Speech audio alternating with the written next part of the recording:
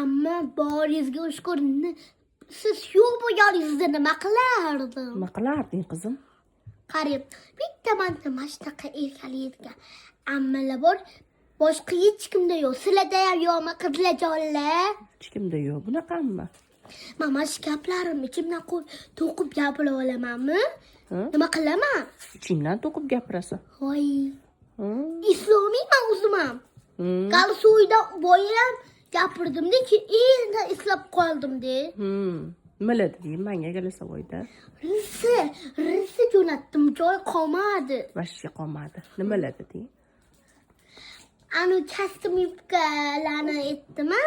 Keyin boringizga shukur dedim. Keyin 5 tashin dedim. Keyin men erga tepib ketsam nima qilasan? Voy, men erga tepib ketsizchi, erga tegmaysiz siz. Voy. Siz kuyov mashqqa uylanadi. Men shunday erga tepib ketayotganingizda nima o'zim? Kuyov o'zini uyiga tegadi, uylanadi.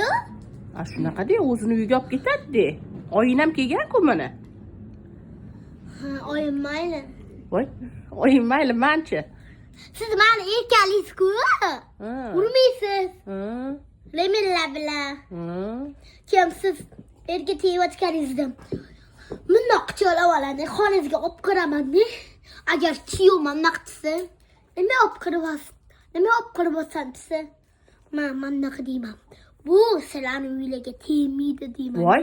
Keyin yoki mashqqa uylanasiz. Voy. Deyman. Voy. Shunaqa deyman. Bunaqada qachon men yerga tegman Soliha? Yoki uylanmasa, o'zini xonasiga, o'zini uyiga jo'natib yuboraman. Voy, sen juda opasniy qiz ekansan. Yoki siz bilan ketaman. Mayli, keta qol, 5 tasha. Qizim qilaman-a seni. Mehmonga ketdiraman oyimnikiga. Voy.